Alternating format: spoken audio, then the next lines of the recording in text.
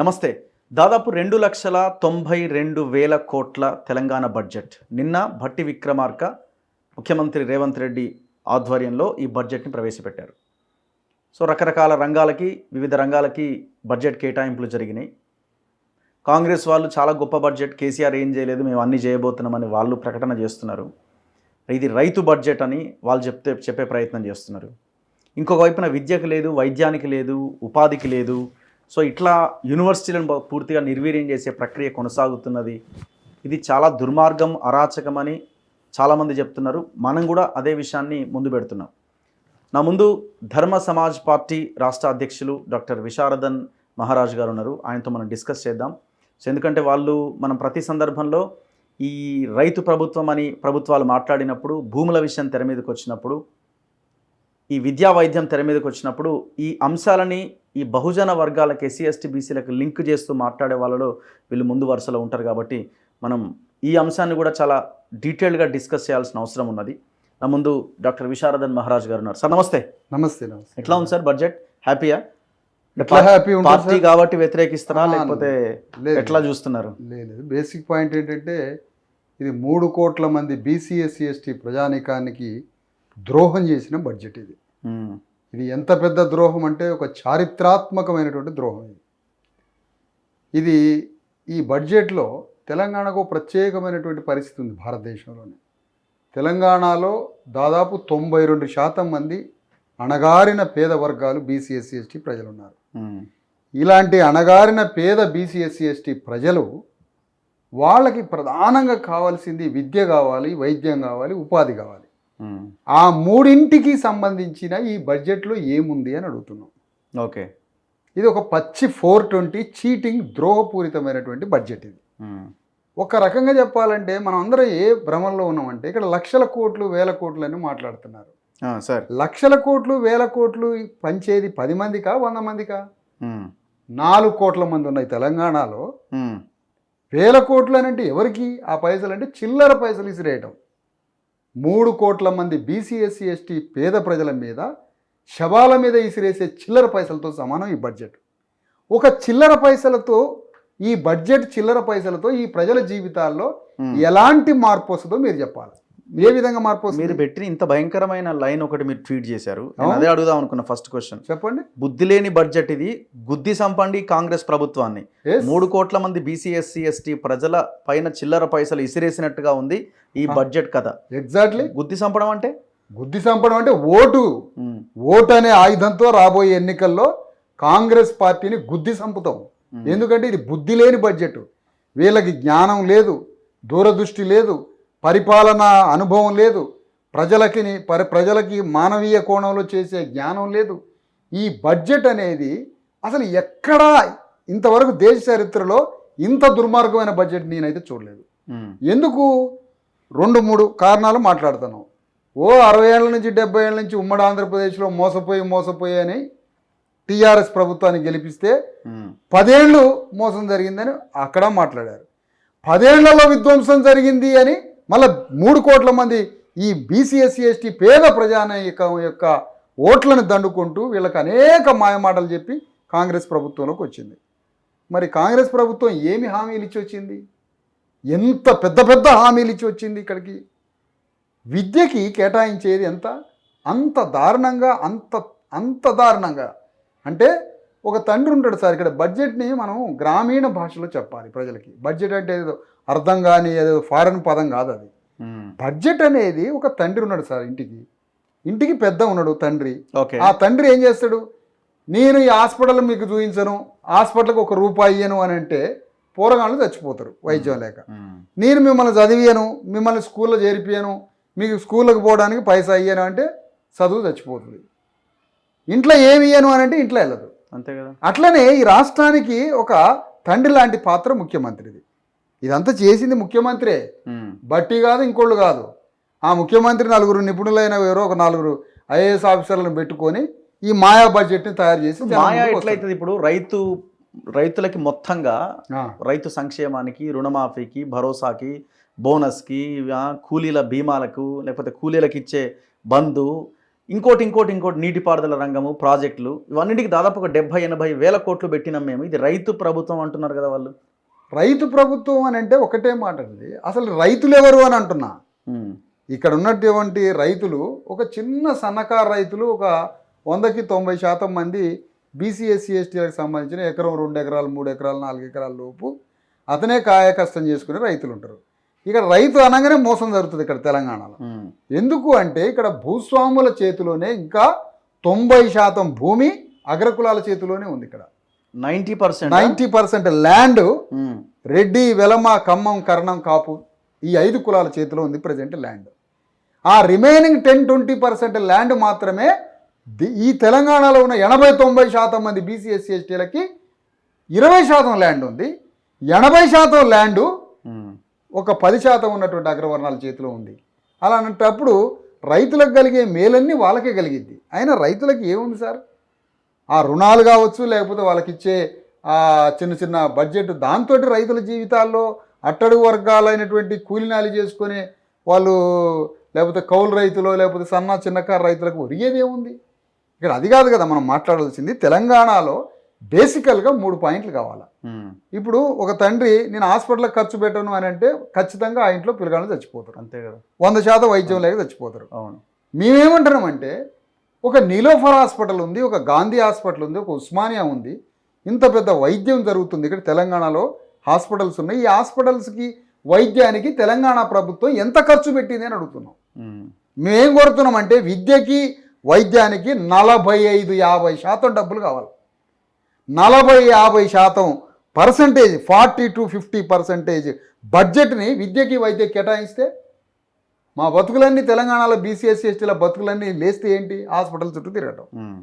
అదే ప్రతి ఒక్కరికి వైద్యాన్ని, సంపూర్ణమైన నాణ్యమైన వైద్యాన్ని ఉచితంగా ప్రభుత్వమే ప్రతి ఒక్కరికి వైద్యాన్ని అందిస్తే కొన్ని లక్షల రూపాయల బడ్జెట్, ఆ కుటుంబానికి 10 లక్షల రూపాయల బడ్జెట్ ఇచ్చిన వాళ్ళు ఇతరు వైద్యం చేపిస్తే, అదే బిడ్డలకి, అదే ఇంట్లో ఉన్న బిడ్డలకి ఎల్కేజీ నుంచి పీజీ వరకు ఒక నాణ్యమైన చదువుని ప్రభుత్వమే చక్కటి విద్యను అందించగలిగి ఆ పిల్లల్ని గొప్పవాళ్ళని చేస్తే 100 కోట్ల రూపాయలు ఆ ఇంటికి ఇచ్చినోడే ఇతడు. 1000 రూపాయలు, 1,00,000 రూపాయలు అనట్లే. ఎందుకు? తరతరాల జీవితం మారుతుంది కాబట్టి. నెక్స్ట్ 100 కోట్ల రూపాయలు ఆ కుటుంబానికి ఇచ్చినోడు అవుతాడు రేవంత్ రెడ్డి.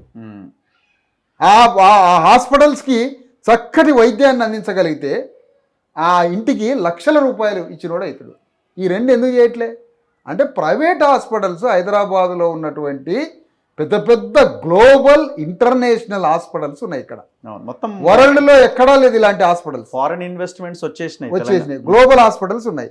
ఈ హాస్పిటల్స్ బతకాలి అంటే తెలంగాణ ప్రభుత్వం ప్రభుత్వ హాస్పిటల్ని చంపేయాలి. ప్రభుత్వ హాస్పిటల్స్ని చంపేస్తే యశోద బతుకుతుంది, ప్రభుత్వ హాస్పిటల్స్ని చంపేస్తే అపోలో బతికిద్ది, ప్రభుత్వ హాస్పిటల్స్ని చంపేస్తే ఆసియా గ్యాస్ట్రోఎంట్రాలజీ బతికింది. మీకు తెలియదు ఇంకా మెడికోవర్ అని కొత్తది వచ్చింది. మెడికోవర్ ఈ ఎట్లా బతుకుతాయి? ఈ బతికేది ఎట్లా అనంటే ఈ ప్రభుత్వ విద్యా వైద్య వ్యవస్థని చంపేసినప్పుడు గ్లోబల్ ఇంటర్నేషనల్ ప్రైవేట్ స్కూల్స్ బతుకుతాయి, గ్లోబల్ హాస్పిటల్స్ బతుకుతాయి.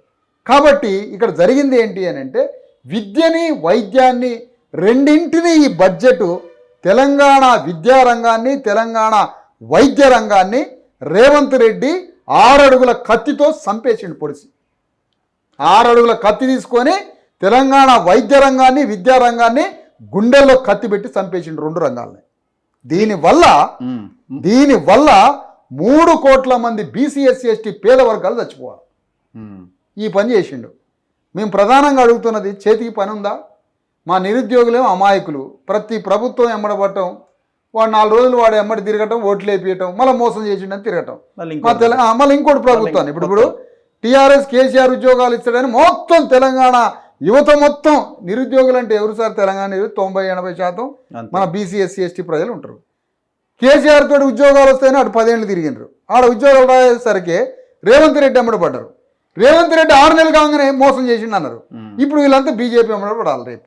కానీ 80-90% మంది నిరుద్యోగులు చదువుకున్న బీసీ ఎస్సీ ఎస్టీలు కదా, తమకి తగ్గ ప్రభుత్వాన్ని తయారు చేసుకోవాలని నిరుద్యోగులు అనుకుంటారా? అనుకోవట్లేదు. తమకి తగ్గ అంటే బీసీ ఎస్సీ ఎస్టీల రాజ్యం వచ్చినప్పుడు ఆ ఉద్యోగాలు వస్తాయని అది జ్ఞానం కోల్పోయారు. ఇప్పుడు నిరుద్యోగుల్ని మోసం చేయడం. అంటే ఇక్కడ ఏంటంటే ఉపాధి రంగం అని ఒకటి ఉన్నది సార్. అందరి చేతికి పని కావాలి. ఓకే. తెలంగాణలో 1 కోటి మంది లిటరల్గా శ్రామికులు సార్. తెలంగాణలో అడ్డా మీద కూలీలు కావచ్చు, ఎనీ టైప్ ఆఫ్ వర్కర్స్ 1 కోటి మంది బీసీ ఎస్సీ ఎస్టీలు శ్రమిస్తారు రోజు. ఈ రోజు 1 కోటి మంది శ్రమించినప్పుడు ఆ శ్రమించేటువంటి 1 కోటి మంది ప్రజలు ఎవరైతే ఉన్నారో ఆ 1 కోటి మందికి ఈ తెలంగాణ ప్రభుత్వం ఏమిచ్చింది అని అడుగుతున్నాను నేను. ఎందుకంటే మీరు బడ్జెట్ అంటున్నారు సార్, నేను ఒక క్వశ్చన్ వేస్తున్నా. 2,50,000 కోట్ల రూపాయలు ఏదో ఉన్నది వాళ్ళ దగ్గర. ఈ 2,50,000 కోట్ల రూపాయల బడ్జెట్ అసలు ఎక్కడి నుంచి వస్తుంది? మాకు వచ్చినది ఉత్పత్తి వర్గాల నుంచి. ఎవరి దగ్గర నుంచి 2 లక్షలు 3 లక్షల కోట్ల రూపాయలు రాబడుల రూపంలో తెలంగాణ ప్రభుత్వానికి తెలంగాణ నుంచి వచ్చే 3 లక్షల కోట్ల రూపాయల డబ్బు అనుకుంటే ఈ డబ్బు ఎక్కడి నుంచి వస్తుంది అని అంటే రోజు పనిచేసేటువంటి నిరంతర శ్రామికులైనటువంటి 1 కోటి మంది పనిచేసే శ్రామికుల నుంచి పైసలు వస్తున్నాయి తెలంగాణ ప్రభుత్వానికి. ఒక్కటే డిపార్ట్మెంట్ లిక్కర్ అనే మద్యం అనేటువంటి డిపార్ట్మెంట్ నుంచి 40,000 కోట్ల రూపాయలు వస్తున్నాయి తెలంగాణ ప్రభుత్వానికి ట్యాక్స్ రూపంలో పర్ ఇయర్. 40,000 కోట్లలో 30,000 కోట్ల పైగా మా ప్రజలు తాగుతారు. డౌట్ ఏముంది? ఎలాంటి డౌట్ లేదు. ప్రపంచంలో ఏదైనా డౌట్ ఉంది, ఇది మాత్రం డౌట్ లేదు. 30,000 కోట్ల రూపాయలు రోజు శ్రమించే బీసీ ఎస్సీ ఎస్టీలు రేవంత్ రెడ్డికి 30,000 కోట్ల రూపాయల పైసలు కడుతున్నాం మేము ఎవ్రీ ఇయర్. మాకు ఏమిచ్చిండు విద్యకి? ఇందులో 7% ఉంది. మాకు వైద్యానికి ఏమిచ్చిండు? 3.9%. అంటే 10% కూడా విద్యకి వైద్యానికి వేయలే. చాలా మంది అనుకుంటారు కదా 10% పైసలు విద్యకి వైద్యానికి ఖర్చు పెట్టగానే అమ్మ ఈ పైసలన్నీ మాకు మందులకు ఎక్స్రేలకు అనుకుంటారు. పచ్చి బోగసు.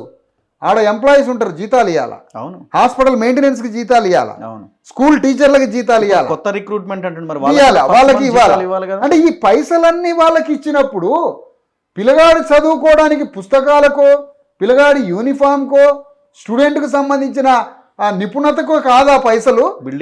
లేకపోతే హాస్పిటల్కి వచ్చినోడికి ఎక్స్రేకో మందులకో కాదు. ఇక్కడ చాలా మీ వేదిక నుంచి నేను ప్రజలను కోరుతున్నా, విద్యార్థుల యొక్క చదువుకునే నైపుణ్యాన్ని పెంచడానికి డబ్బులు కాదు. విద్యారంగం అంటే ఆ విద్యారంగంలో ఉన్నటువంటి ఉద్యోగస్తులకి జీతాలకి, ఆ విద్యారంగంలో ఉన్నటువంటి అనేక దానికి జరుగుబడేటువంటి ఖర్చులకి, వైద్యం అంటే వైద్యంలో ఉన్నటువంటి అక్కడ ఉన్నటువంటి డిపార్ట్మెంట్కి జీతాలు ఇవ్వడానికి, ఇవన్నీ పోను ఈ పైసలు విద్యా వైద్యానికి ఏం ఉపయోగపడతాయని నేను అంటున్నా. అంటే 7%, 3%, 10% కూడా ఈ బడ్జెట్లో డబ్బులు పైసలు ఖర్చు పెట్టకుండా ఒక మామూలు రైతు ఉంటాడు సార్, 4 ఎకరాల రైతు ఉంటాడు. ఆ 4 ఎకరాల రైతుకి ₹1,00,000 రుణమో ఏదో పోయి ఉంటుంది, లేదా సంవత్సరానికి 4,000 ఏదైనా పంట బీమా అది రైతు బంధు లాంటిది వస్తుంది. మరి వాళ్ళ ఇంట్లో ఆరోగ్యం బాగాలేక గుండెనో కార్జమో కిడ్నీయో ఏదైనా రోగం వచ్చి సంవత్సరానికి ప్రతి కొంప నుంచి సంవత్సరానికి ₹1,00,000 ప్రైవేట్ హాస్పిటల్కి దారపోస్తాడు. ఉన్న ఎకరం బొంద మీద వేసుకోవడానిక ఉన్న ఎకరం ఉన్న ఎకరం పోతుంది. ₹1,00,000 హాస్పిటల్ కట్టాలా? మరి నువ్వు ఇచ్చేటువంటి రైతు బంధు ఇంకో దేనికి? అది ఏం ప్రయోజనం దాంతో? పిల్లగాళ్ళు తెలంగాణలో గవర్నమెంట్ స్కూల్స్, మనొక స్కూల్ పడితే వర్షం వస్తే కూలిపోయేటట్టుంది. ఒక దాంట్లో టీచర్ లేదు, బెంచీలు లేవు, బల్లలు లేవు, చదువుకోవడానికి ఏమీ లేదు. ఈ స్కూల్స్ని ఎందుకు అప్గ్రేడ్ చేయట్లేదు? ఎందుకు నాణ్యమైన స్కూల్స్గా మార్చట్లే? ఏమైనా కదా మోడల్ స్కూల్స్ పెడతాం, లేకపోతే మండలానికి ఒక స్కూల్ పెడతాం, లేకపోతే ఏంది అది? మండలానికి స్కూల్ ఎవడు పెట్టమని నేను మండలానికి కోరింది? అంటే మండలంలో 1,00,000 మంది ఉంటే 1,00,000 మందిలో 100 మందికి చదువు చెప్తాను. మేం కోరేది ఒకటే, ఈ ప్రభుత్వాన్ని విద్యని వైద్యానికి 40 నుంచి 50% పైసలు ఇస్తే మా బిడ్డలంతా బాగుపడతారు. ఇప్పుడు ఈ హామీలు ఎట్లా నెరవేర్చాలండి? ఏం హామీ? ఫస్ట్ ఇయర్ కే గుద్ది చంపండి అంటే ఎట్లా? ఇంకా ఉన్నది కదా, 4 ఏళ్ల బడ్జెట్ ఉన్నది కదా. నేను ఒకటే అంటున్నా, మరి రైతు ఇప్పుడు ఈ రైతులకు సంబంధించినవన్నీ చేయాలి కదా. ఒకటి వీళ్ళు ఇచ్చిన 6 గ్యారంటీలు చేయాలి కదా. మరి ఇవన్నీ ఎట్లా? 6 గ్యారంటీలు నాకు బొందలేదు. ఇప్పుడు నిరుద్యోగ భృతి ఏమైంది సార్? కాంగ్రెస్ మేనిఫెస్టో ఉంది కదా, దాంట్లో నిరుద్యోగ భృతి ఏమైంది? లేకపోతే అనేక రకాల పథకాలు ఉన్నాయి. అందులో మీకు ఎన్ని హామీలు? 430 హామీలు ఉన్నాయి. 428 420 హామీలు ఉన్నాయి. బెల్ట్ షాపులను కూడా మూసేస్తారు. బెల్ట్ షాపులు పనిచేస్తాయి. ఈ హామీలల్లో ఏదన్నా ఒకటి ఈ ప్రభుత్వం నెరవేర్చిందా అని అడుగుతున్నాను. తెలంగాణలో సాయుధ పోరాటమో, ఇంకో పోరాటమో, రైతాంగ పోరాటమో అనేక జరిగినాయి. అంతా భూమి సెంట్రిక్గా జరిగినాయి.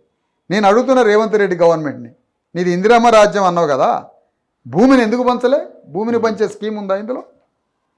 భూమిని తెలంగాణలో భూమి లేనటువంటి ప్రజలు లక్షల మంది కుటుంబాలు ఉన్నాయి, భూమి లేదు, వాళ్ళకి భూమిని పంచడానికి పథకం ఎందుకు లేదు అని అడుగుతున్నాను.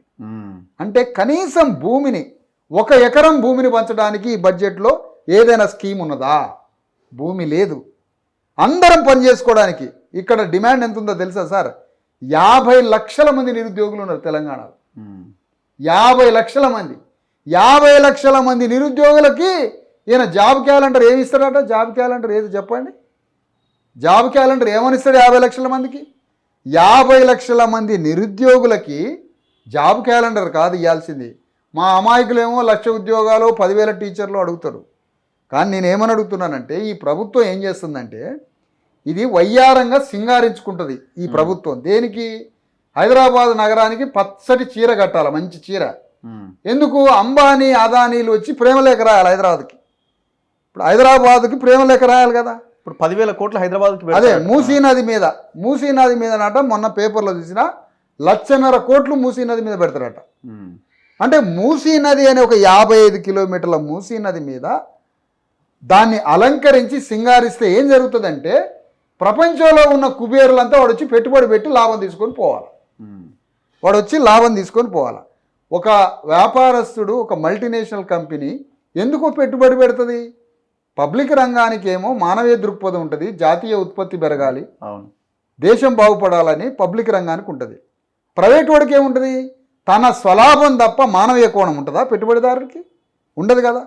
హైదరాబాద్ని అందంగా అలంకరించాలి, హైదరాబాద్ని అందంగా అలంకరించుకోవాలి.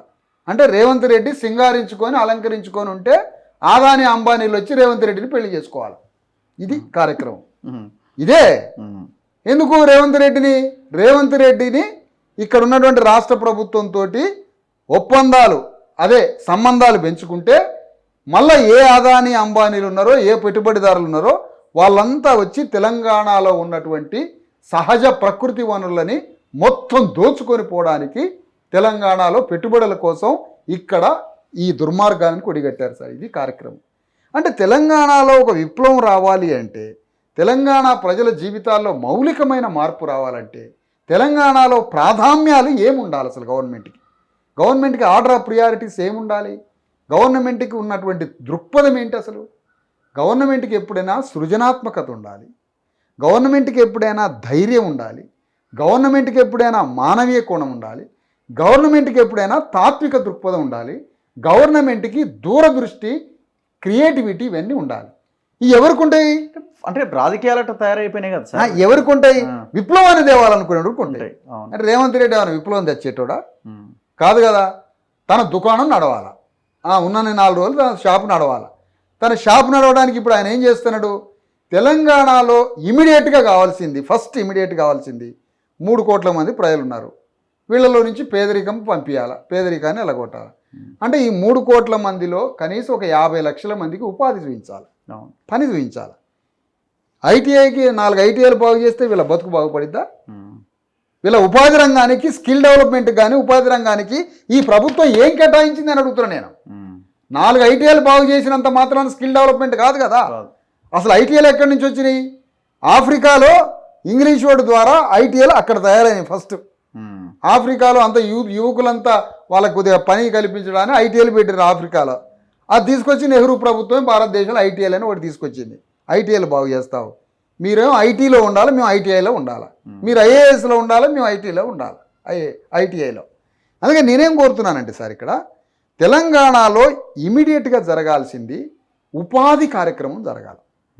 50 లక్షల మంది మా నిరుద్యోగులు ప్రతి ప్రభుత్వం దగ్గరికి పోయి అయ్యా ఉద్యోగాలను అడుక్కుంటారు. కానీ అదే 50 లక్షల మందిలో ఐఏఎస్ స్థాయి చదువుకునే విద్యార్థులు ఉన్నారు కదా. నేను ఒకటే అడుగుతున్నా, తెలంగాణలో ఎవరెవరినో పెట్టుబడిదారులను తీసుకురావటం, 750 కోట్ల రూపాయల పెట్టుబడి వస్తుందని ఒకటి, అదో 10,000 కోట్ల పెట్టుబడి వస్తుందని ఒకడు, ఇగో 2,000 కోట్ల పెట్టుబడి సింగపూర్ నుంచి ఒకడు వస్తుందని అంటాడు. ఈ 10 ఏళ్ళు ఇయే సినిమాలు చూసినాం కేసీఆర్ గవర్నమెంట్ ఉన్నంత కాలం. ఈ 10 ఏళ్ళు రోజు ఇదే. ఎవరిని తీసుకొని వస్తారో ఈ రేవంత్ రెడ్డి గవర్నమెంట్, కేసీఆర్ తెలియదు. కానీ ఒక ఎర్రటోడు ఒకడు వస్తాడు, వాడు ఏ దేశం గూర్ఖాలకు కోట్లు వేసుకొని తీసుకొస్తారని నా డౌట్. గూర్ఖాలు ఉంటారు అక్కడక్కడ, ఆ గూర్ఖాలకు 2 కోట్లు వేసుకొని ఈడే చైనా నుంచి వచ్చిండని తెల్లారి పేపర్లలో అసలు అతని ఏ ఊరు, అతని పేరేంటి, అతని కంపెనీ ఏంటో మనకు తెలియదు. మొత్తం తెలంగాణ ఇండస్ట్రీస్ లిస్ట్ తీస్తే కానీ బయటకు వస్తుంది. వీళ్ళకి భూమి కేటాయిస్తున్నారు, కరెంట్ ఇస్తున్నారు, నీళ్ళు ఇస్తున్నారు, పెట్టుబడి లోన్లు ఇస్తున్నారు, భూమి ఇస్తున్నారు. 5 వాళ్ళకి ఇచ్చి తెలంగాణలో గ్లోబల్ ఇంటర్నేషనల్ ప్రపంచంలో ఉన్న కంపెనీల మొత్తానికి దాదాపు చంద్రబాబు నాయుడు ప్రభుత్వం నుంచి ఇప్పుడు రేవంత్ రెడ్డి ప్రభుత్వం వరకు 25 సంవత్సరాల నుంచి 30 ఏళ్ల నుంచి తెలంగాణలో ఈ భూమిని, సహజ వనరుల మొత్తాన్ని గ్లోబల్ ఇంటర్నేషనల్ పెట్టుబడిదారుల చేతిలో పెడుతున్నారు. మేఘా కృష్ణారెడ్డి వరకు అంతే, మొత్తం పెట్టుబడిదారుల చేతిలో. కానీ మా నిరుద్యోగులు నేను ఒకటే క్వశ్చన్ అడుగుతున్నా, మనకిచ్చే ఉద్యోగాల యొక్క విలువ ఎక్కువనా, తెలంగాణ సహజ వనరులని మొత్తాన్ని తీసుకుపోయి పెట్టుబడిదారు చేతిలో పెట్టేది ఏది ఎక్కువ విలువ అని అడుగుతున్నా. మనకి 10 రూపాయలు నిరుద్యోగులకి ఉద్యోగాలు ఇచ్చేది 10 రూపాయలు అయితే, మన తెలంగాణ సహజ వనరులని, తెలంగాణ సంపదని దోచిపెట్టి పెట్టుబడిదారుల చేతిలో పెట్టేది 90%. నేను అడుగుతున్నాను నిరుద్యోగుల్ని, ప్రైవేట్ ఇండస్ట్రీలో మన ఉద్యోగాలు అయ్యి, ప్రైవేట్ ఇండస్ట్రీలో మన ఉద్యోగాలు అయ్యి, ఎందుకు ప్రైవేట్ ఇండస్ట్రీలో మనకు ఉద్యోగాలు ఇవ్వట్లే? దీని మీద రేవంత్ రెడ్డి ప్రభుత్వం ప్రైవేటైజేషన్లో రిజర్వేషన్స్ అనేది నువ్వేమైనా చేసినవా? అట్లా చేసినప్పుడు తెలంగాణలో ఉపాధి దొరికింది. నంబర్ 1. తెలంగాణలో ఉపాధి 2, భూమి ఇస్తే ఉపాధి దొరికింది, భూమి. నంబర్ 3, తెలంగాణలో ఉన్న నిరుద్యోగుల మొత్తాన్ని 1000 మంది ఉద్యోగులుగా, 1000 మంది నిరుద్యోగులుగా, 100 మంది అట్లా 10,000 నుంచి 100 మంది వరకు అన్ని గ్రూప్స్గా ఆర్గనైజ్ చేసి వాళ్ళందరికీ ఇండస్ట్రీలు పెట్టియండి. తెలంగాణలో నిరుద్యోగులు ఉన్నారు సార్, వాళ్ళకి ఏదో ఒక స్కిల్ డెవలప్మెంట్ కాన్సెప్ట్ ఇచ్చి వాళ్ళకు 10 ఎకరాలు ఇచ్చి, చైనాలో ప్రతి వస్తువు తయారు చేస్తారు. మనకి ఈ తెలంగాణలో 50 లక్షల మందికి అలాంటి స్కిల్ డెవలప్మెంట్ ఇచ్చి ఒక ప్రొడక్టివ్ ఇచ్చేటువంటి ఒక ఫెసిలిటీస్ ఎందుకు ఇయ్యరు? అదే రంగారెడ్డి జిల్లాలో ఫార్మసిటీకి 5,000 ఎకరాల భూమి ఇచ్చినప్పుడు, 10,000 ఎకరాల భూమి ఫార్మసిటీ రంగానికి ఇచ్చినప్పుడు, 5,000 ఎకరాలు ఏదో రిలయన్స్ యూనివర్సిటీకి ఇచ్చినప్పుడు, జహీరాబాద్లో అయితే ఎక్కడో ఇచ్చినప్పుడు 19,000 ఎకరాల భూమి ఇచ్చినప్పుడు నేను ఒకటే కోరుతున్నా సార్, తెలంగాణలో 50 లక్షల మంది నిరుద్యోగులు ప్రతిరోజు ఉద్యోగాల కోలే, ప్రతిరోజు డిఎస్సి, ప్రతిరోజు గ్రూప్ 1, గ్రూప్ 2, గ్రూప్ 3 లేకపోతే డిఎస్సి అని అంటారే. ఈ నిరుద్యోగులందరికీ నేను ఒకటే మాట మనవి చేస్తున్నా, మీరు ఇంత గొప్ప చదువుకుంటారయ్యా, తెలంగాణ చరిత్ర మీరు ఉస్మాన్ అలీ ఖాన్ నుంచి లేకపోతే తెలంగాణ ఎక్కడ ఏర్పడిందో అక్కడి నుంచి నువ్వు బయలుదేరుతావు నీ చదువు. తెలంగాణ సహజ వనరుల మొత్తాన్ని గ్లోబల్ తెలంగాణ ఆంధ్ర పెట్టుబడిదారుల చేతిలోకి పోతున్నాయి. ఈ వనరులన్నీ నిరుద్యోగులకే ప్రైవేట్ ఇండస్ట్రీస్ ఇచ్చేటట్టుగా మనం ఎందుకు పోరాటం చేయకూడదు? ఆ కోణంలో చూసినా రేవంత్ రెడ్డి గవర్నమెంటు ఉపాధి, తెలంగాణలో పేదరికాన్ని ఇమీడియట్గా వెళ్ళగొట్టాలంటే ఉపాధి రంగంలో ఎన్ని లక్షల మందికి, ఎన్ని కోట్ల మందికి ఉపాధి చూపించిండో ఈ కాంగ్రెస్ ప్రభుత్వం. లెక్కలన్నీ మీకేమి ఇదనిపిస్తలేదా? ఏ లెక్కలు? ఎస్సీలకి 33,000 కోట్లు, ఎస్టీలకి 17,000 కోట్లు, బీసీలకి 9,000 కోట్లు. ఎస్సీలకి డబ్బులు అంటే ముందు ఎస్సీ డిపార్ట్మెంట్లు ఉంటాయి, దాంట్లో ఉద్యోగస్తులకు ఉంటాయి అందులో డబ్బులు. ఎస్సీ కార్పొరేషన్కి అని కొన్ని డబ్బులు ఉన్నాయి, పైసలు ఉన్నాయి. పైసలు డబ్బులు అంటే ఏం తెలుసా? తెలంగాణలో పైసలు అంటే నాణ్యాలు, డబ్బులు చూడలే తెలంగాణ, అందుకని పైసలు అలవాటు. ఆంధ్ర వాళ్ళు డబ్బులు అంటారు, గుజరాత్ వాళ్ళు డబ్బులు అంటారు, తెలంగాణ వాళ్ళు పైసలు అంటారు. పైసలు చిల్లర పైసలు బతుకు, అందుకని పైసలకి అదే అలవాటు అయింది. అయితే ఇక్కడ మనం కోరేది ఏంటంటే సార్, ఇక్కడ తెలంగాణలో వీళ్ళు ఇచ్చేటువంటి బడ్జెట్ చిల్లర పైసలతో సమానమైంది అంతే. ఎందుకంటే 3 కోట్ల మంది ఉన్నారు ఇక్కడ బీసీ ఎస్సీ ఎస్టీలు. 3 కోట్ల మంది బీసీ ఎస్సీ ఎస్టీలే గవర్నమెంట్ హాస్పిటల్కి పోయేది, 3 కోట్ల మంది బీసీ ఎస్సీ ఎస్టీలే గవర్నమెంట్ స్కూల్స్కి పోయేది. ఈ రెండింటిని ఏం బాగు చేసినా అని అడుగుతున్నాను నేను. దానికి వీళ్ళు ఏం చెప్తారు, లెక్క చెప్తారు తెలుసా మీకు? రుణమాఫీ ఇస్తున్నాం, రైతులకు అది ఇస్తున్నాం, ఇందులో కూడా వాళ్ళే ఉన్నారు, వాళ్ళే కదా లాభం జరిగేది. మళ్ళీ ఇది ఇంకోసారి చేసుకుందాం. ఇది పచ్చి బోగస్ మాట, ఇది పచ్చి బోగస్ మాట.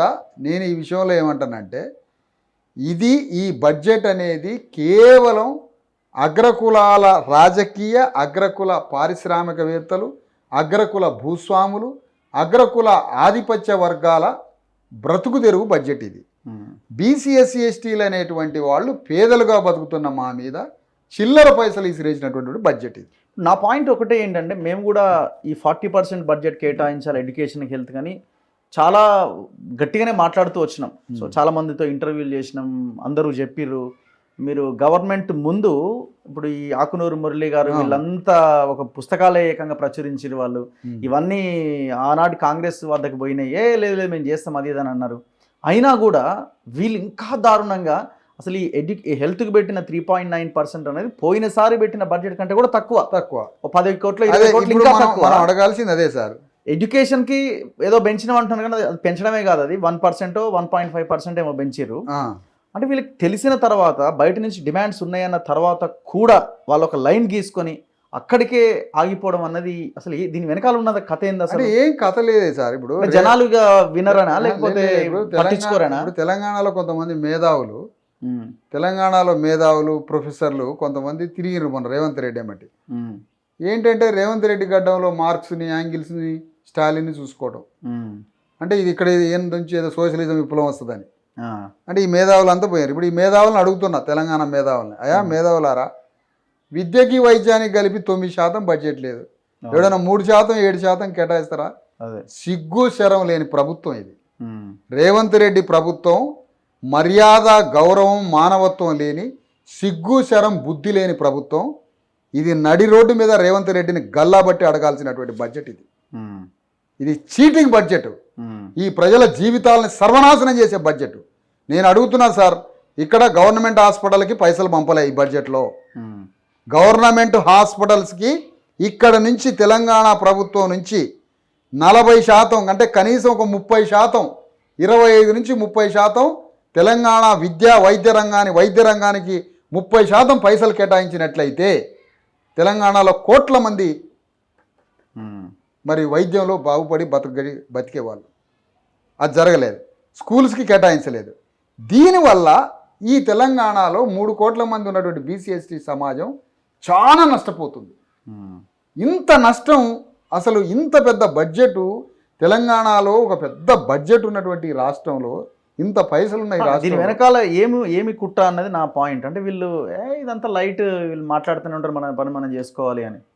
అంటే అర్థం కావట్లేదు అసలు కుట్ర ఏంటి ఏముంది సార్. ఇప్పుడు ఒకటి ఏంటంటే అసలు లైట్ తీసుకుంటున్నారు.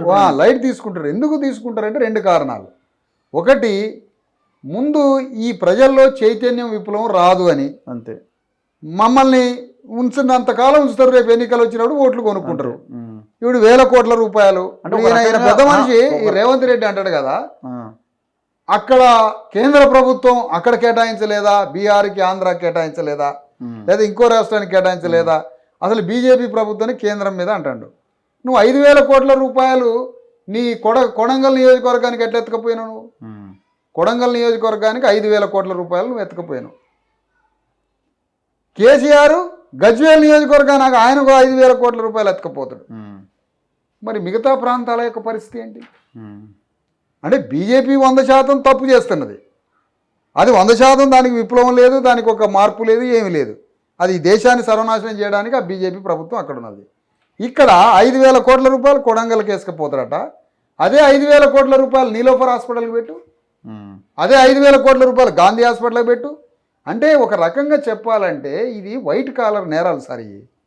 ఈ ప్రభుత్వం విద్యకి వైద్యానికి ఉపాధికి పైసలు కేటాయించలేదంటే 3 కోట్ల మందిని హత్య చేయడానికి ఈ ప్రభుత్వం సిద్ధమైంది అని అర్థం. 3 కోట్ల మందిని చంపడానికే సిద్ధమైంది. అంటే వీళ్ళకు ఒక భయము, భక్తి, మానవత్వము, ప్రజలు ఎక్కడ వన్న పోయినాయి, ఏడన్న చావని ఏం పట్టించుకోవద్దు. వీళ్ళకు ఒక లెక్కలు ఉంటాయి. కేంద్ర ప్రభుత్వంతో ఒక లింకు, పక్కన చంద్రబాబు నాయుడుతో ఒక లింకు, ఇక్కడ ఉన్నటువంటి ఆల్రెడీ మొన్న నడిపినటువంటి కేసీఆర్ దుకాణంతో ఒక లింకు. ఈ లింకులతో వీళ్ళ ఎమ్మెల్యేల సంఖ్యలతో ఇది ఒక డ్రామా ఆడుకుంటూ ప్రతి సంవత్సరం బడ్జెట్ బిచ్చపు మెతుకులు ఈ పేదోళ్ళ ముఖాన కొట్టి వేల లక్షల కోట్ల కాంట్రాక్టుల కార్యక్రమం సార్ ఇది. మెట్రో ప్రాజెక్టు అది కాంట్రాక్టు, అది గవర్నమెంట్కి పైసలు వస్తాయి. మూసీ నది అది కాంట్రాక్టు, పైసలు వస్తాయి. లేకపోతే 666 అది రేవంత్ రెడ్డి రింగు రోడ్డు. ఆ రేవంత్ రెడ్డి రింగు రోడ్డు అంటే 666.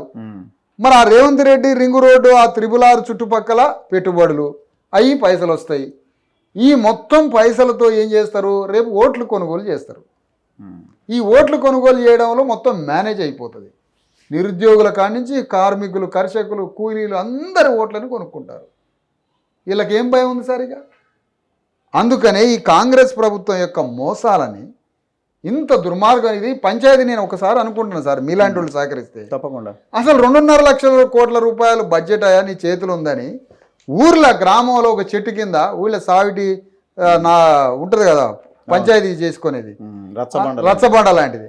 ఆ ఊళ్ళో ఒక దగ్గర గొడ్లు కాసే రైతునో గొడ్లు కాసే కూలీనో లేకపోతే రోజు కూలికి పోయి ఒక పెద్ద మనిషిని తీసుకొచ్చి నీ దగ్గర ఇన్ని పైసలు పెడుతున్నాం బాబు, ఎవరెవరికి ఎంత కేటాయించాలో చెప్పు నాయన అని అంటే ఆ కూలీనాలి చేసి ఆ పేదోడు ఏం చెప్తాడో తెలుసా సార్ ఊళ్ళో, అయా నీ దగ్గర 2,50,000 అంటే ఇక్కడ 2,50,000 కోట్లు అన్నాం, నీ చేతిలో 2,50,000 రూపాయలు పెడతాను రా, ఒకళ్ళు రోగం వచ్చి చచ్చేటోడు ఒకడు ఉన్నాడు, చదువు లేక ఒకడు చస్తాడు, ఒకటి చేతికాడ పని లేదు, ఊర్లో మంచిగా చెట్లు నాటి ఊర్లో అందంగా తయారు చేయడానికి కొన్ని డబ్బులు పెట్టాలా, నువ్వు ఫస్ట్ ఎవరు పెడతావంటే ఏమంటాడు సార్ ఆ ఊళ్ళో కూలీనాలి చేసేవాడు. ఆ ఊర్లో కూలీనాలి చేసే గొడ్లు కాచి బర్రెలు కాచేడు చేతిలా ఈ బడ్జెట్ పెట్టి నువ్వు వంచురా బాబు అంటే రోగం వచ్చి చచ్చిపోయేవాడికి ఫస్ట్ పైసలు ఇవ్వండి అంటాడు ఆ కూలీనాలు చేసుకుని ఆ పేదవాడు. తర్వాత చదువురాని కుటుంబాలకి పైసలు పెట్టమని అంటాడు ఆ కూలీనాలు చేసుకుని ఆ పేదవాడు. ఆ తర్వాత అరే చేతికి పని ఇవ్వాలి కదరా అని పని కల్పిస్తాడు ఆ కూలివాడు. ఆ తర్వాతనే మిగతా వాటికి కేటాయించాలంటాడు. కానీ గొడ్లు కాసేటోడు బర్రెలు కాసే గొర్రెలు కాసే కూలినాలి పని చేసుకుని ఊళ్ళో నోడుకున్న ఇజ్జతు ఊళ్ళో నోడుకున్న మానవత్వం ఈ రేవంత్ రెడ్డి ప్రభుత్వానికి లేదని నేను చెప్తున్నా. ఏ పైసల్ని నువ్వు 10,000 గ్రామాలు ఉన్నాయి తెలంగాణలో, 10,000 గ్రామాలలో కూలినాలు చేసుకొని బర్రెలు కాసుకొని గొర్రెలు కాసుకొని ఏ గొల్లాయనకో మాదిగాయనకో సాకలాయనకో మంగళాయనకో యాదవుడికో పద్మశాలకో ముదిరాజుకో చదువురానుడికి ఈ పైసల్ని పంచురా నువ్వు తెలంగాణలో. కూలినాలు చేసేటోడికి చేతికి పని లేదు, ఇగో హాస్పిటల్స్కి పైసలు లేవు, ఇగో పొరగాళ్ళ స్కూల్కి పైసలు లేవంటే ఫస్ట్ ఈ మూడింటికి పైసలు ఖర్చు పెడతాడు కూలీనాలు చేసేటోడు. అంటే కూలీనాలు చేసే బీసీ ఎస్సీ ఎస్టీ పేదోడుకు ఉన్నటువంటి జ్ఞానం రేవంత్ రెడ్డికి లేదని ప్రూవ్ అయింది. ఇక్కడ రేవంత్ రెడ్డి పైసలు పెట్టాల్సింది ఎక్కడ 2,50,000 కోట్లలో 50,000 కోట్లు తీసుకుపోయి హాస్పిటల్కి పెట్టాలి, 50,000 కోట్లు తీసుకుపోయి స్కూల్స్కి, 1,00,000 కోట్ల రూపాయలు తీసుకుపోయి తెలంగాణలో ఉన్న 1 కోటి మంది పని లేకుండా ఉపాధి లేకుండా రోడ్డు మీద బతుకుతున్న నా పేదలైన బీసీ ఎస్సీ ఎస్టీలకి ఏదైనా ఒక 3 నెలలు ఒక పని నిపుణత తయారు చేసి వాళ్ళ మొత్తానికి ఉపాధి కల్పించు. 2.5 లక్షల కోట్ల రూపాయలు 1,50,000 కోట్ల రూపాయలు చదువుకి హాస్పిటల్కి చేతి నిండా పనికి 1,50,000 కోట్ల రూపాయలు ప్రతి సంవత్సరం 5 ఏళ్ళు కేటాయించమని రేవంత్ రెడ్డిని. తెలంగాణలో పేదరికాన్ని 25% వెళ్ళగొట్టచ్చు. అట్లా 10 ఏళ్ళు ప్రభుత్వం తెలంగాణలో ఈ పనులు చేస్తే తెలంగాణకి బట్టినటువంటి 100 సంవత్సరాల పీడ ఎరగడైంది దరిద్రపు పేదరికపు పీడ. ఈ పని గవర్నమెంట్ చేస్తుందా? ఏం జరుగుతుంది సార్ పొలిటికల్గా? మీరు అంటున్నారు కదా అందరూ కలిసిపోయారు అని అంటున్నారు కదా, ఎవరికి వాళ్ళు కొట్లాడుతున్నారు? ఎవరికి కొట్లాట? కేసీఆర్కి రేవంత్ రెడ్డి గట్టిగానే వార్ నడుస్తున్నదిగా, ఇప్పుడు బీజేపీకి రేవంత్ రెడ్డికి వార్ నడుస్తలేదా? ఇప్పుడు ఎవరికి వాళ్ళు కొట్టుకున్నట్టే కనిపిస్తున్నారుగా. ఇది ఏం లేదు సార్, అసలు ఎవడు కొట్టుకోవట్లేడా? కొట్టుకోలేదు బీసీ ఎస్సీ ఎస్టీలమే, అంతేనా? ఎవడు కొట్టుకోవట్లే. చంద్రబాబు నాయుడుతో సంబంధాలు ఉంటాయి రేవంత్ రెడ్డికి, రేవంత్ రెడ్డికి కేసీఆర్తో సంబంధాలు ఉంటాయి.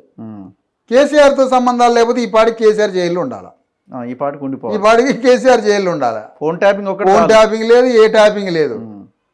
ఇప్పుడు కేసీఆర్ జైల్లో. వీళ్ళందరూ స్నేహితులే, వీళ్ళందరూ ఒక వర్గమే. ఎన్నోసార్లు చెప్పాను, వీళ్ళందరూ ఒక వర్గం. వీళ్ళందరికీ సంబంధాలు ఉంటాయి. బీజేపీతో సంబంధాలు ఉంటాయి, చంద్రబాబు నాయుడుతో సంబంధాలు ఉంటాయి, కేసీఆర్తో సంబంధాలు ఉంటాయి. వీళ్ళందరికీ ఒకరికి మధ్య పరస్పర సంబంధాలు ఉంటాయి. ఇప్పుడు ఎమ్మెల్యేలు ఎందుకు జంప్ అవుతున్నారు? మరి సంబంధాలు ఉంటాయి, ఎవరి దాంట్లో వాళ్ళే ఉండొచ్చు కదా. ఎక్కడ బీఆర్ఎస్ నుంచి ఎమ్మెల్యేలు కాంగ్రెస్లోకి వస్తారు. అవును సార్, వాళ్ళకి వచ్చి నష్టం ఏందంటన్నా, ఒక కేసీఆరే తన ఎమ్మెల్యేలని తాను ఇచ్చే టికెట్లని వేరే పార్టీ వాళ్ళతోటే గెలిపించుకున్న రాజకీయం చేసి అక్కడ గెలిచినాక ఇటు తెచ్చుకున్నాడు, ఇక్కడ గెలిచినాక అటు పంపినటువంటి చరిత్ర. చంద్రబాబు నాయుడు 4 రాజ్యసభ సభ్యుల్ని బీజేపీకి పంపిన చరిత్ర.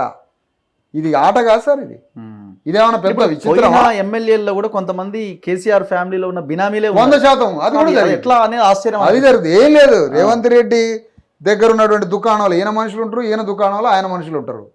ఇద్దరికి వచ్చే ఏం లేదండి. ఇప్పుడు అంతకుముందు రేవంత్ రెడ్డి ఉపన్యాసాలు మొత్తం వినండి. 1,00,000 కోట్లు దోచుకున్న గజ దొంగ కేసీఆర్. ఆ కేసీఆర్ తీసుకుపోయి వెంటనే జైల్లో పడేస్తాం మా గవర్నమెంట్ రాగానే అన్నాడు. జరిగిందా అని అడుగుతున్నా. లేదు. మరి ఏంది ఇది? విప్లవమా ఇది ఎట్లా మార్పు అవుతుంది? లేదంటే రేపు కేసీఆర్ ముఖ్యమంత్రి అవుతాడు, రేవంత్ రెడ్డిని తీసుకుపోయి జైలు వేస్తాడా? లేకపోతే ఆస్తులని రికవర్ చేస్తాడా? ఏం చేస్తాడు? అందుకని మనం కోరుకునేది ఇప్పుడు మా గవర్నమెంట్ పడగొట్టడానికి ప్రయత్నం చేస్తున్నారు, కేసీఆర్ మోడీ కలిసి అని అంటున్నారు కదా, ఈయన రేవంత్ రెడ్డి అంటున్నారు కదా, ఏమని మన గవర్నమెంట్ పడగొట్టడానికి ప్రయత్నం చేస్తున్నారు, అందుకే నేను ఎమ్మెల్యేలను తీసుకుంటున్నామని అంటున్నారు. ఇప్పుడు రేవంత్ రెడ్డిని ఏమంటాడు కేసీఆర్, మరి రేవంత్ రెడ్డి మోడీ కూడా ఇద్దరు కలిసి నన్ను నాశనం చేయాలని చూస్తున్నాను అంటాడు.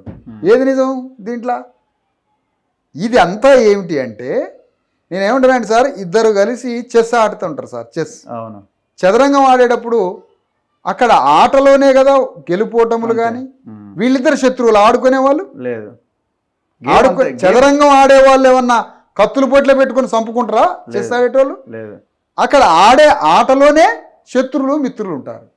అట్లనే బీసీ ఎస్సీ ఎస్టీలని చదరంగ పావులుగా చేసుకొని ఈ 4 వర్ణాలు కలిసి ఆడే రాజకీయ చదరంగం ఇది. బలిపశువులు 190% బీసీ ఎస్సీ ఎస్టీలు బలిపశువులు. గవర్నమెంట్ హాస్పిటల్కి పోదాం, ఎవడు చచ్చి పీనిగలు బయటికి వెళ్తున్నాయి, మనయే రోడ్ల మీద యాక్సిడెంట్లు, ఇవన్నీ పీనిగలు, ఇవన్నీ బీసీ ఎస్సీ ఎస్టీలే. చదువులేక బజార్లో పడుతుంది బీసీ ఎస్సీ ఎస్టీలు. వాళ్ళకేం సార్, నిరుద్యోగులలో 10% 20% కాంపిటేటివ్కి వస్తారు. రెడ్లు, కమ్మోళ్ళు, లేకపోతే బ్రాహ్మణులు, అనేక అగ్రవర్ణాలు వస్తారు. ఆయన 2 సార్లు ఏదో ఎగ్జామ్ రాసి ప్రయత్నం చేస్తాడు. కానీ ఆయనకి ఎన్ని ఆప్షన్స్ ఉంటాయో తెలుసా సార్? భూమి ఆప్షన్ ఉంటుంది ఫస్ట్. రెండవది ఆయనకు సంబంధించిన ప్రైవేట్ పరిశ్రమల్లో ఆప్షన్ ఉంటుంది, లేదా సొంత వ్యాపారం పెట్టుకునే ఆప్షన్ ఉంటుంది, అమెరికా పోయే ఆప్షన్ ఉంటుంది. అంటే విదేశాలకు పోతాడు, లేదా సొంత పరిశ్రమ పెట్టుకుంటాడు, లేకపోతే వాళ్ళ బంధువుల పరిశ్రమ వర్గాలు ఉంటాయి, లేకపోతే భూమి ఉంటుంది. ఆయన ఎందుకు డిఎస్సి కోసం కొట్లాడు? డిఎస్సి కోసం ఆయన ఎందుకు కొట్లాడతాడు? ఒక రాయే చూస్తాడు తగిలితే. పోయిన డిఎస్సి వచ్చి నాకు ఈ రెడ్డి గారు టీచర్ అయి టీచర్ ఉద్యోగం చేస్తాడా, మళ్ళీ రియల్ ఎస్టేట్ చేస్తాడు. అవును, అవును. అంటే వాళ్ళకు ఉద్యోగాలు కేవలం అదనపు రాబడి మాత్రమే. అంతే. ఇక్కడ రైతులకు ఇచ్చేటువంటిది వాడు కూడా అది అగ్రకులాలకు ఇచ్చేటువంటి ఒక బోనస్. కానీ అసలు ఇవ్వాల్సింది వీళ్ళకి కదా. అందుకని మేము రేపు మా రాజ్యంలో మేము కోరుకునే ఫూలే అంబేద్కర్ రాజ్యంలో రైతుల్ని 2 రకాలుగా డివిజన్ చేస్తాం. బీసీ ఎస్సీ ఎస్టీ రైతులు వేరే, అగ్రకుల రైతులు వేరే. అగ్రకుల రైతులకు కూడా గవర్నమెంట్ రూపాయి ఇస్తుంది. కానీ ఎప్పుడంటే రెడ్డి గారు భూమిలోకి దిగి నాగలి పట్టుకొని దున్నాల, దొరసాని మోకాల దాకా బురదలో పోయి నాటేయాల, కలుపు తీయాల. వాళ్ళు భూమిలో రక్తమాంసాలు చెమట ఓడ్చి పని చేసినటువంటి రైతుకే గవర్నమెంట్ నుంచి రూపాయి వస్తుంది. ఈ పని మా బీసీఎస్సీ ఎస్టీ రైతులు చేస్తారుగా. అంటే భూమిలోకి పోయి స్వేదం చెందిన రైతుకే ప్రభుత్వం పైసలు ఇవ్వాలి. ఒడ్డున కూర్చొని భూమిని ఏదో 10 ఎకరాలు చూపించినోడికి పైసలు ఎందుకు ఇస్తుంది గవర్నమెంట్? దేనికి అలా ఈ రుణాలకి? భూమిలోకి వెళ్ళి చెమట చిందించిన రైతుకి పైసలు ఇవ్వాలని కోరుతున్నాను. ఇంకొక కీలకమైన ఈక్వేషన్ మీరైతేనే నాకు ఆన్సర్ చెప్పగలరు అనిపిస్తున్నది. మొన్న గౌడ్లకి ఏదో కాటమయ్య రక్షణ కవచం అని ఒకటి ఇచ్చిర్రు. అదే ముస్తాద్ అంటారు కదా, తాడెక్కే ముస్తాద్ని వీళ్ళు ఏదో టెక్నికల్గా ఏదో తయారు చేసి కింద పడ్డా కూడా ఏం కాకుండా ఒకటి తయారు చేసి ఇచ్చారు. దానికి మంత్రులు, ముఖ్యమంత్రి అంతా కలిసిపోయారు. దాని కాస్ట్ ఎంత ఉంటుంది? మహా అయితే 500 ఉంటుందో, టెండర్లో 1000 రూపాయలు ఉంటుందో, ఎంతో ఉంటుంది. ఇంకొక వైపున ఇంకొక మీటింగ్ జరిగింది. ఇదేమో తాళ్ళ మధ్యలోనే పెట్టి ఆయన తాడెక్కుతుంటే ముఖ్యమంత్రి కింద ఉండి ఎల్లో అంగి, ఎల్లో టీషర్ట్ అని ఇట్లా క్వశ్చన్ చేసుకుంటూ వాళ్ళతో మాట్లాడండి. వాళ్ళకి మైకులు ఇచ్చిండి, వీళ్ళు కింద ఉండి మైకులో మాట్లాడండి. ఇంకొక మీటింగ్ దీనికి కంపేర్ చేద్దాం ఒకసారి. కేజీఎఫ్ అని ఒక మీటింగ్ నడిచింది, ఖమ్మ గ్లోబల్ ఫెస్ట్. దాన్ని కేజీఎఫ్ అని పెట్టారు. కేజీఎఫ్ అంటే బంగారు గనులు అన్న సినిమా ఒకటి ఉన్నది. ఆ మీటింగ్లో అమ్మతనము, కమ్మతనము, ఇంకొక ఆయన ఏమో అసలు అమెరికాకు ప్రెసిడెంట్ కూడా కమ్మోళ్ళే అవుతారు ఖచ్చితంగా భవిష్యత్తులో, ఇట్లా రకరకాలుగా చాలా స్టేట్మెంట్స్ ఇచ్చారు. ఆ కమ్మ లీడర్లంతా ఇప్పుడు మంత్రులుగా ఉన్న వాళ్ళంతా మీటింగ్లో ఉన్నారు. ఈ రెండింటిని మీరు ఎట్లా కంపేర్ చేస్తారు? అదే ఒకటేంటంటే, అంటే తెలంగాణకి బేసిక్గా ఆ కమ్యూనిటీకి సంబంధం లేదు. నేను నాకున్న అసలు తెలంగాణకి ఆ కులానికే సంబంధం లేదు. ఒక రకంగా మార్వాడీలు తెలంగాణలో 100 ఏళ్ళ నుంచి వ్యాపారం చేస్తారు, సంబంధం లేదు కదా. తెలంగాణ నుంచి ఏమైనా సంబంధమా? లేదు. అది కూడా అంతే. ఇక్కడ ఏంటంటే గౌడ్లకి రక్షణ కవచం మోకేసి తాడెక్కేది ఉంది కదా, ఆ మోకుతో కింద పడి చచ్చి కత్తులు గుచ్చుకొని చచ్చిపోతారు. అందుకని ఏదో టెక్నికల్గా ఒక ఇన్స్ట్రుమెంట్ని తీసుకొచ్చి వేసారు. గౌడులకి రక్షణ కవచం గౌడ వృత్తిలో టెక్నికల్గా అదేసుకొని పైకి పోయి కళ్ళు తీస్తే కాదు. గౌడులకి రక్షణ కవచం గౌండ్లోళ్ళు రాజ్యాన్ని పరిపాలిస్తే రక్షణ కవచం అది. మరి కేజీఎఫ్కి రక్షణ కవచం ఏది? భారత ప్రభుత్వాన్ని పట్టుకోవాలని ఒక కమ్మాయన, ఇండియన్ గవర్నమెంట్ నే పరిపాలించాలని ఒక కమ్మాయన మాట్లాడతాడు. లేదు అమెరికాకి ప్రెసిడెంట్ కావాలి కమ్మాయనని ఒక కమ్మాయన మాట్లాడతాడు. అమెరికాకే ప్రెసిడెంట్ కావాలంటాడు ఒక ఆయన, ఇండియన్ గవర్నమెంట్ని పరిపాలించాలని ఒక ఆయన అంటాడు, తెలంగాణ ఆంధ్రప్రదేశ్ ప్రభుత్వాన్ని పరిపాలించాలని అంటారు. వీళ్ళు ఎందుకు మీటింగ్ పెట్టుకున్నారో తెలుసా అండి? ఒక అమ్మాయిని అంటాడు కదా మన కేజీఎఫ్ మీటింగ్లో, ప్రభుత్వం ఎన్ని ఉద్యోగాలు ఇచ్చిందో ఇప్పటికీ అన్నిటికన్నా ఎక్కువ ఉద్యోగాలు కమ్మ పారిశ్రామికవేత్తలు ఉద్యోగాలు ఇచ్చారు, అన్ని ఉద్యోగాలు అన్నాడు. ఎంత పెద్ద మాట సార్! ప్రభుత్వాలు ఎన్ని ఉద్యోగాలు ఇచ్చిందో ఇప్పటి వరకు అంతకన్నా ఎక్కువ ఉద్యోగాలు మా కమ్మోళ్ళు ఇచ్చారు, నిరుద్యోగులకు ఉద్యోగాలు ప్రభుత్వం అంటే ఆల్టర్నేటివ్ గవర్నమెంట్ కన్నా ఎక్కువ అని. అంటే మీ దగ్గర ఎన్ని లక్షల కోట్ల రూపాయల ప్రభుత్వం కన్నా ఎక్కువ డబ్బులు ఉండాలి మీ దగ్గర. మరి అన్ని డబ్బులున్న కమ్మ కులానికి 5 ఎకరాల భూమి ఎందుకు ఇస్తారండి? 5 ఎకరాల భూమి కమ్మ భవనానికి ఇస్తారా? అవి లీగల్గా ఇవన్నీ క్లియర్ చేసి కమ్మోళ్ళకి బిల్డింగ్ కట్టుకోవడానికి లీగల్గా ఏమైనా భూమికి పంచాయతీ నుండి క్లియర్ చేసి 5 ఎకరాలు ఇస్తానని రేవంత్ రెడ్డి గారు పోయి చెప్తారు అక్కడికి. మరి తెలంగాణలో భూ సమస్యలు బీసీ ఎస్సీ ఎస్టీల ఇనాం ల్యాండ్స్ ఉన్నాయి, వాళ్ళకు వందల సంవత్సరాలుగా ఒక వారసత్వంగా భూములు ఎన్నో సమస్యలతోటి భూములు ఇంకా క్లియర్ కాలే, వాటికి ఒక ల్యాండ్ కమిషన్ బోర్డు పెట్టి క్లియర్ చేయరాదు? కమ్మాళ్ళకట ఈయన 5 ఎకరాల భూమి ఇస్తాడట, అందులో భవనం కట్టుకోమంటాడు. నేనన్న మాటలు కాదు ఇవన్నీ, మీకు చెబుతున్నాను, వాళ్ళ మాటలే మీకు చెప్తున్నా. అమెరికాకు ప్రెసిడెంట్ కావాలంటారు కమ్మోళ్ళు, ఆంధ్రప్రదేశ్కి కావాలి, తెలంగాణకు కావాలి, ఈ భారత ప్రధానమంత్రి కమ్మోళ్ళు కావాలంటారు, ప్రభుత్వం కన్నా ఎక్కువ ఉద్యోగాలు ఇచ్చినవని అంటారు, విద్యారంగం మాదే, వైద్య రంగం మాదే, రవాణా ట్రాన్స్పోర్ట్ మాదే, సినిమా పరిశ్రమ మాదే, మొత్తం ఇండస్ట్రీస్ మాయే అని చెప్తారు. వాళ్ళకి 5 ఎకరాల భూమి ఇవ్వడం ఏంటి సార్? ఎంత అన్యాయం ఇది! హైదరాబాద్ నగరంలో 10 గజాలు 20 గజాలు లేనోడు ఉన్నాడు స్థలం ఇల్లు కట్టుకోవడానికి. మరి వీళ్ళకి భూమి ఇయ్యరా ఎవరు? హైదరాబాద్లో లక్షల మందికి ఇల్లు లేవు. ఒక్కొక్క స్లమ్ ఏరియా చూస్తే ముక్కు మూసుకొని బతకాలి అక్కడ. ఈక్వేషన్ నాకు అర్థం కాదు. ఇప్పుడు వెలమాల్ పోయిరు రెడ్లు వచ్చిర్రు అన్న ఒక ఈక్వేషన్ వచ్చింది, కానీ ఈ కమ్మల ప్రాతినిధ్యం ఇది ఇంకా ఫ్లేర్ అప్ అవుతున్నది.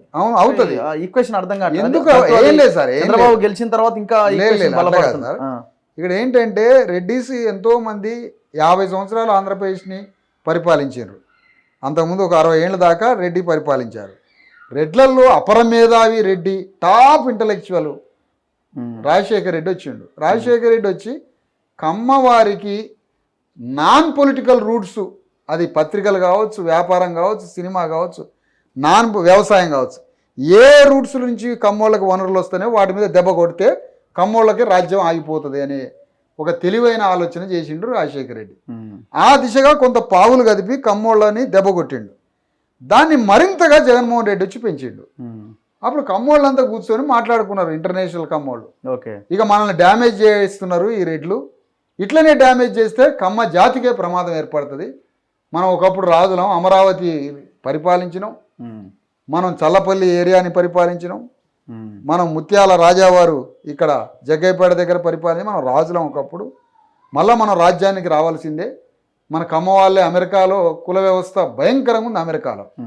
అమెరికాలో ఇవాళ తెలుగు వాళ్ళ కమ్మవారి డామినేషన్ ఉంది అమెరికాలో. అవును, డౌట్ ఏముంది. నువ్వు ఎందుకు నీ డామినేషన్ మాది పనికిరాదా అని తెలంగాణ రాయలసీమ రెడ్ల డామినేషన్ ఉంది, మళ్ళీ 2వ డామినేషన్. అంటే అమెరికాలో ఇప్పుడు తానా ఆట పేర్ల రూపంలో అక్కడ కమ్మారెడ్లు అమెరికాని అన్ని రంగాలు, అన్ని పరిశ్రమలని వాళ్ళే హోల్డ్ చేస్తున్నారు, సీఈఓల కానించి ఉద్యోగుల కానించి. ఇప్పుడు ఇంత డ్యామేజ్ మనకు రెడ్ల నుంచి జరుగుతుంది కదా అని కమ్మాస్ అంతా ఒక్కటై ఇప్పుడు వాళ్ళు బజార్లో పడి సంఘాలు పెట్టుకుంటూ పోతుండ్రు. గౌన్లో ఆయనేమో తాడి చెట్టు ఎక్కడమే రక్షణ కవచం ఆట, అంతే. కమ్మ ఆయనేమో రాజ్యాన్ని పరిపాలించడం రక్షణ కవచం ఆట. మరి ఇది ఆలోచించాలి మనం. అంటే కేజీఎఫ్ లాంటి పాలకవర్గమే కేజీఎఫ్ పెట్టుకుంటే, పాలకవర్గమే వెలమ సంఘం పెట్టుకుంటే, పాలకవర్గమే రెడ్డి సంఘం పెట్టుకుంటే, మరి బానిసలు మనం ఏం పెట్టుకోవాలి? బీసీ ఎస్సీ ఎస్టీలు. అందుకనే బీసీ ఎస్సీ ఎస్టీలు అందరం ఒక వేదిక మీదకి వచ్చి ఇలాంటి బోగస్, ఇలాంటి 420 బడ్జెట్లని కూలదోసి కాంగ్రెస్ పార్టీ చేస్తున్నటువంటి ఈ దుర్మార్గమైనటువంటి, ద్రోహపూరితమైనటువంటి ఈ దుష్ట కాంగ్రెస్ పార్టీ యొక్క బడ్జెట్ని ఇది ప్రజల్లోకి పోయి ప్రజల్లో విప్పి చెప్పి ఈ ప్రజల యొక్క మోసాన్ని, ప్రజల్ని ఎట్లా మోసం చేస్తుండో చెప్పి. ఇప్పుడు ముఖ్యమంత్రి కూడా కేజీఎఫ్ లాగా ఇప్పుడు గౌడ్స్ జీజీఎఫ్ అని పెడతారు, అవును, పద్మశాలీలు పీజీఎఫ్ అని పెడతారు, నాయ్ బ్రాహ్మణులు ఎన్జీఎఫ్ అని పెడతారు. వాటికి కూడా రావాలిగా. వస్తాడు ఆ? వచ్చి ఉమ్, ఇక్కడ ఏమంటాడంటే గౌండ్లకి రక్షణ కవచం తాడి చెట్టు ఎక్కడం అంటాడు. ఉమ్. మాది వాళ్ళ దగ్గరకు వచ్చి చెప్పులు కుట్టే వాళ్ళకి తోలు కావాలంటే ఏమైనా ఇస్తాను అంటాడు. సాగలోళ్ళకి బట్టలు తుక్కోవాలంటే ఏదైనా ఇస్తాడు. దోబిఘాట్లు గాట్లు కట్టిస్తాను అంటాడు. కానీ రాజ్యంలోకి మాత్రం వీళ్ళు రావద్దు. రాజ్యంలోకి మాత్రం వీళ్ళు రావడానికి వీల్లేదు. ఇది ఈయన పరిపాలన. అందుకనే మేము ధర్మ సమాజ్ పార్టీ మధ్యలో కేసీఆర్ కూడా ఎంటర్ అవుతున్నాయి, ఇదంతా ట్రాష్ అంతా ఉత్తదే, మరి అదే చెప్పాలి కదా. గొప్పగా ఉండే అని ఆయన కూడా ఎంటర్ అవుతున్నాయి. అదే ఇప్పుడు చెప్పాలి కదా ఆయన కూడా. ఈ మాటల ట్రాష్ బోగస్ అని చెప్పాలి కదా. ఇద్దరిది ట్రాషే. ఇప్పుడు ఇద్దరు ఒకళ్ళొకళ్ళు అనుకుంటారు కదా. ఇప్పుడు మన అసెంబ్లీలో ఏమనుకుంటారు, నీకు అగ్గిపెట్ట లేదు, 100 రూపాయలు పెట్రోల్ పోసుకున్నావు, నీకు దగ్గర అగ్గిపెట్ట లేదా అని ఆయన అంటాడు. నువ్వు రాజీనామా చేసినవా తెలంగాణ కోసం, నువ్వు ఏం ధర్నాలు చేసినవని ఈయన ఆయన అంటాడు. అంటే ఒకళ్ళకొకళ్ళు సావు, నువ్వు చచ్చినవా తెలంగాణ కోసం అంటారు. మేమేమంటున్నామంటే మీరిద్దరికి మేమందరం కలిసి ఇండియన్ పార్టీలు కొనిస్తాం.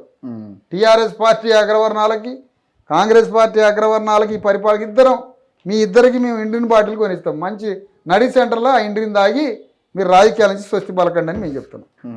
అది anyway thank you sir, thank you very much. మరి మీరు దీని మీద ఫైట్ చేయాలి కదా మీ పార్టీ. అందుకనే తెలంగాణలో ఈ అగ్రవర్ణ రాజ్యం, తెలంగాణలో ఇప్పుడు నడుస్తున్నది రెడ్డి రాజ్యం. ఇది ప్రజాపాలన కాదు, ఇది రెడ్డి పాలన. రెడ్లతో పాటుగా కొద్దిగా వెలమోళ్ళని, కొద్దిగా బ్రాహ్మణులని, కొద్దిగా మంది కమ్మ కాపులను దగ్గర పెట్టుకొని ఈ దుకాణం నడిపిస్తాడు రేవంత్ రెడ్డి. ఇది ఒక బోగస్ ప్రభుత్వం. ఇది దీంతో పేదలైనటువంటి 90% బీసీ ఎస్సీ ఎస్టీలకి అణువంత ప్రయోజనం లేదు. ఈ బడ్జెట్ దాదాపు 6-7 నెలల నుంచి ఏదో నడుస్తుంది కదా అనుకున్నా. కానీ అంతిమ పరాకాష్ట ఇతను రేవంత్ రెడ్డి ప్రభుత్వం ఎంత చీటింగ్ గవర్నమెంటో బడ్జెట్ ద్వారా ఇక పరాకాష్ట క్లియర్ అయిపోయింది. ఇక మొన్నటిదాకా అటో ఇటో అనుకున్నా ఏం చేస్తాడో చూద్దామని. ఈ బడ్జెట్తో రేవంత్ రెడ్డి ప్రభుత్వం పచ్చి చీటర్ అండ్ చీటింగ్ గవర్నమెంట్ అనేది క్లియర్ అయిపోయింది. ఈ లెక్కలతోటే క్లియర్ అయిపోయింది. ఆధారాలతో సహా ప్రభుత్వం ముందు ఈ ప్రభుత్వం మోసం, ద్రోహం అర్థమైపోయింది. కాబట్టి తెలంగాణలో కాంగ్రెస్ పార్టీని, తెలంగాణ ముఖ్యమంత్రి రేవంత్ రెడ్డిని ఇక్కడ తెలంగాణ ప్రజల ముందు దోషిగా నిలబెట్టి కాంగ్రెస్ పార్టీ మీద యుద్ధం చేసే అర్హత, కాంగ్రెస్ పార్టీ మీద పోరాటం చేసే అర్హత ఒక్క బీసీ ఎస్సీ ఎస్టీలకు ప్రాతినిధ్యం చేసే ధర్మ సమాజ్ పార్టీకే ఉంది. మా పోరాటం, మా యుద్ధం అతి కొద్ది రోజుల్లో మొదలు కాబోతుంది. అసలు ఈ రాజ్యం ఎవరిది? ఈ రాజ్యంలో మా ప్రజల పాత్ర ఏంటి? బీసీ ఎస్సీ ఎస్టీలు 90% మంది ఉండగా మమ్మల్ని ఏ విధంగా నయవంచన చేస్తుంది ఈ ప్రభుత్వం? ఎట్లా ఈ బడ్జెట్ బోగసు వేషాలతోటి మమ్మల్ని మోసం చేస్తుంది? మొన్న 36 కార్పొరేషన్లు పెడితే ముఖ్యమంత్రి రెడ్డి గారు సరిపోలే, క్యాబినెట్లు రెడ్డి గారు సరిపోలే, బ్యూరోక్రసీ రెడ్డి గారులకు సరిపోలే, భూపంపకాలు రెడ్లకు సరిపోలే. ఇవన్నీ సరిపోక 36 మంది క్యాబినెట్ హోదా ఉన్న కార్పొరేషన్ చైర్మన్లల్లో 18 కార్పొరేషన్ చైర్మన్లు రెడ్లకు ఇస్తారా? ఇదా కులగణన అంటే? రాహుల్ గాంధీ రాజ్యాంగం పట్టుకొని తిరుగుతున్నాడు కదా. రాహుల్ గాంధీ రాజ్యాంగం పట్టుకొని ఎట్లా తిరుగుతున్నాడు? ఇక్కడున్న మేధావులంతా, ఇక్కడ ఒక ఆయన రాజ్యాంగం పట్టుకొని తిరిగిండు తెలంగాణలో, నువ్వు రాజ్యాంగం పట్టుకొని ఇక్కడున్న మేధావులు ఉన్నారు మా దాంట్లోనే, వాళ్ళంతా పోయి చెప్తే ఆయన రాజ్యాంగం పట్టుకున్నాడు. రాజ్యాంగం పట్టుకుంటాడు, కులగణన అని చెప్తాడు రాహుల్ గాంధీ. కులగణన అని చెప్తాడు. కులగణనకి పైసా పోవలేదు. కులగణన ఏ విధంగా చేస్తారో, ఎంత కాలంలో చేస్తారో తెలియదు. నేను ఒకటే అంటున్నాను సార్, కులగణన చేసేది దేనికి? ఏ కులాలు ఎంతమంది ఉన్నాయో లెక్క పెట్టి ఈ సంపదని, ఈ రాజ్య హోదాలని డిస్ట్రిబ్యూట్ చేయడానికే కులగణన. 36 కార్పొరేషన్ చైర్మన్లల్లా 18 చైర్మన్లు రెడ్లకి ఇవ్వడం ఏ కులగణన సిద్ధాంతం? అయిపోయింది అన్నే. అక్కడే ఇది కులగణనగా, ఇది రాజ్యమా, ఇది సోషలిజమా, ప్రజాస్వామ్యం అర్థమైపోయింది. అంటే ఇది ప్రజాస్వామ్య సూత్రాన్ని అమలు చేయడానికే కులగణన సిద్ధాంతం. మరి కులగణన చేసేటోడు ఎవడన్నా ముఖ్యమంత్రి పీఠం నుంచి కార్పొరేషన్ల వరకు మొత్తం రెడ్లకు కేటాయిస్తారా సార్? కొంతమంది వెలమలకి, కొంతమంది బ్రాహ్మణులకి, కొంతమంది అగ్రవర్ణాలకి, కమ్మోళ్ళకి క్యాబినెట్. ఈ బెల్లైనాకి ఏమి ఇచ్చారో తెలుసా? ఇందులో లంబడోళ్ళకి ఇచ్చేటువంటి ఒక లంబాడి గిరిజనులకి ఒక కార్పొరేషన్ ఉంటుంది. అది మరి రెడ్లకు ఇచ్చిన కార్పొరేషన్లు మౌలిక వసతులట. జగ్గారెడ్డి గారికి ఏమో పరిశ్రమలకు సంబంధించింది మౌలిక వసతులు, ఇన్ఫ్రాస్ట్రక్చరు. ఈ బెల్లయ్యనాయకి గిరిజనుల శాఖ. పైసలు ఏమన్నా ఏం లేదు. బెల్లయ్యనాయకు ఒక కారు ఇస్తారు, ఒక ఆఫీస్ ఇస్తారు, ఆ ఫోన్లో రీఛార్జ్ చేస్తారు, నీకోటి ఏదైనా క్యాబినెట్ హోదా అంటారు, దాంతో ఆయన మురిసిపోతాడు అనమాట. ఇది ఈ పార్టీ పరిస్థితి. అందుకనే ఇగో 18 కార్పొరేషన్ల వరకు మొన్నటి వరకు ప్రతి డిస్ట్రిబ్యూషన్ ఫస్ట్ ప్రియారిటీ రెడ్లకి ఇస్తుంది ఈ ప్రభుత్వం. అందుకనే ఈ ప్రభుత్వం పచ్చి మోసపూరితమైన ప్రభుత్వం. నిరుద్యోగులు, అణగారిన వర్గాలు, బీసీ ఎస్సీ ఎస్టీలో అందరం కలిసి తెలంగాణలో కొట్లాడి పోరాటం చేయాల్సింది. బీజేపీ మీద చేయాలి, టీఆర్ఎస్ మీద చేయాలి, కాంగ్రెస్ మీద చేయాలి, 3 పార్టీల మీద యుద్ధం చేయాలి. 3 పార్టీలు ఒకే వర్గం, 3 పార్టీలు కలిసి ప్రభుత్వాలు నడిపిస్తున్నాయి. ఎప్పుడైనా రఘు గారు లెనిన్ చెప్పినా, అంబేద్కర్ చెప్పినా, ఎవరు చెప్పినా రాజ్యం అంటే కనిపించే ముఖ్యమంత్రి, కనిపించే మంత్రి కాదు. స్టేట్ అంటే కనిపించని అదృశ్య శక్తి. స్టేట్ అంటే అదృశ్య శక్తి. అది స్టేట్ అంటే కనిపించదు. దీని వెనుక పారిశ్రామికవేత్తలు ఎవరు? దీని వెనుక భూస్వాములు ఎవరు? దీని వెనుక నడుస్తున్నది ఎవరు? ఇప్పుడు ఎక్కడ పారిశ్రామికవేత్త నీకు కనిపించాడు వ్యవస్థ, కానీ మొత్తం బ్యూరోక్రసీ ఎవరి మాట ఉంటుంది? ఆ అదృశ్య శక్తి మాట ఉంటుంది. ఆ భూస్వామి, ఆ పెట్టుబడిదారుల మాట ఉంటుంది. అదే స్టేట్ అంటే. మరి ఎక్కడున్నారు వాళ్ళు? వాళ్ళు టీఆర్ఎస్ రూపంలో ఉన్నారు, బీఆర్ఎస్ రూపంలో ఉంటారు, కాంగ్రెస్ రూపంలో ఉంటారు, బీజేపీ రూపంలో ఉంటారు. అందుకని ఇప్పుడున్న గవర్నమెంటు కాంగ్రెస్ గవర్నమెంట్ ఒక్కటే అనొద్దు. ఇప్పుడున్న గవర్నమెంట్లో బీఆర్ఎస్కి షేర్ ఉంది, కాంగ్రెస్కి షేర్ ఉంది, బీజేపీకి షేర్ ఉంది. అదే స్టేట్ అంటే. ఇది ఇంటలెక్చువల్గా నిరుద్యోగులు కూడా అర్థం చేసుకోవాలి. స్టేట్ అంటే అదృశ్య శక్తులు వెనకుంటాయి. మరి ఇలాంటి 3 కోట్ల మంది బీసీ ఎస్సీ ఎస్టీలు బాగుపడాలంటే మనం విద్యకి, వైద్యానికి 50% కేటాయించుకోవాలా, ఉపాధికి 50% కేటాయించాలి. ఉపాధి కొరకు మాత్రమే 50% నిధిని కేటాయించాలి. విద్యకి, వైద్యకి కలిపి 50% కేటాయించాలి. అక్కడే 1,50,000 కోట్ల రూపాయలను మనం తీసుకోవాలి. 1,50,000 కోట్ల రూపాయల బడ్జెట్ని మనం తీసుకోవాలంటే మనం రూలింగ్లోకి రావాలి. దీనికోసం 3 పాలక వర్గాల మీద యుద్ధం చేయడానికి బీసీ ఎస్సీ ఎస్టీలకి ఈ వేదిక మీద నుంచి పిలుపునిస్తున్నాం. అందరం కలిసి కొట్లాడదాం. కొట్లాడి ఈ 4 సంవత్సరాల 3 నెలల కాలం ఉంది. ఈ 4 సంవత్సరాల 3 నెలల కాలంలో తెలంగాణలో ఈ 3 రంగాలు మన చేతికి చిక్కడానికి రాజ్యం కావాలి.